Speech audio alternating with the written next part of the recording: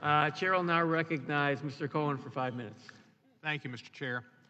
I've been a fan of train transportation since I was a child and a supporter of Amtrak. It's important for America. One of the parts of passenger service that's made it so wonderful to Americans over the centuries has been a fine dining service and the opportunity to go on the train and live and have certain style. When I was 10, my father and I took the city of New Orleans from Memphis to Champaign-Urbana, got off the train, spent the night at the Inman Hotel with a pigeon on our windowsill, got up the next morning very early to get on the Panama Limited so we could enjoy the outstanding French toast that they served on our way into Chicago. Came back on the Panama Limited, had one of the thickest, finest filet mignons. Now Amtrak is cutting out dining service. This is short-sighted and foolish.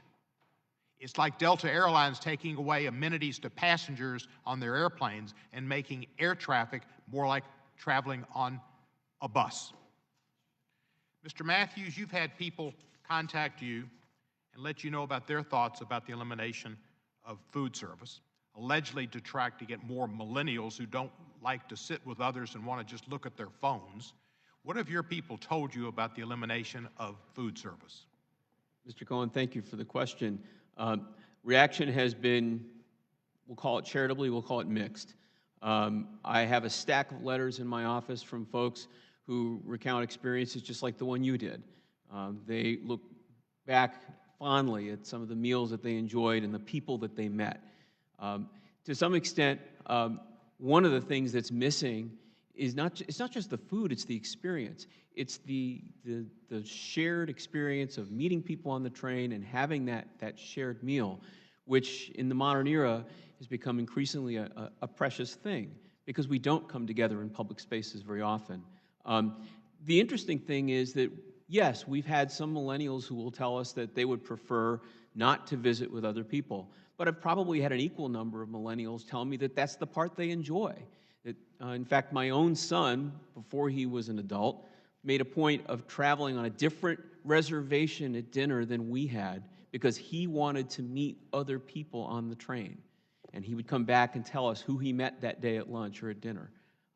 So it's a very, very individual thing, but I've got stacks of letters in my office from folks who really don't want to see that pass. They understand that, maybe we can't have the big, thick filet anymore, but the idea of sitting at a table with no tablecloth, the bag, a plastic bag, a pile of plastic trash, that's just not what they were looking for and certainly not what they paid for. Do you have 79,000 signatures?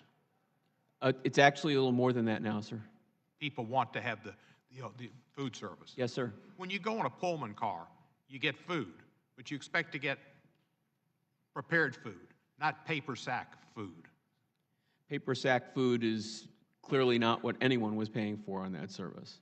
Thank you. Mr. Anderson, there was this backlash in June of 18, and you modified it, I think, in July of 2018. Did that backlash not affect you in understanding that a lot of people enjoy that experience, and that's part of what makes train traffic and passenger rail service so nice? I didn't turn my thing on. We do this based on market survey data and customer feedback. So we give a survey to all of our customers online after their trip, and we adapt our service to what customers tell us. And we don't do it on anecdote, we do it based on data.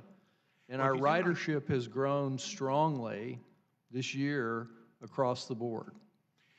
I travel on Amtrak, the Acela, probably 6 times a year. Thank you. And have done that for 12 years. I don't think I've ever got one survey from you. So I don't know if you're not doing it on Acela and the New York run. I don't know where you're doing it, but it's a nice part of travel. In your statement, you say we remain focused on customer service, and this organizes our efforts every day as we strive to provide the most appealing transportation choices possible.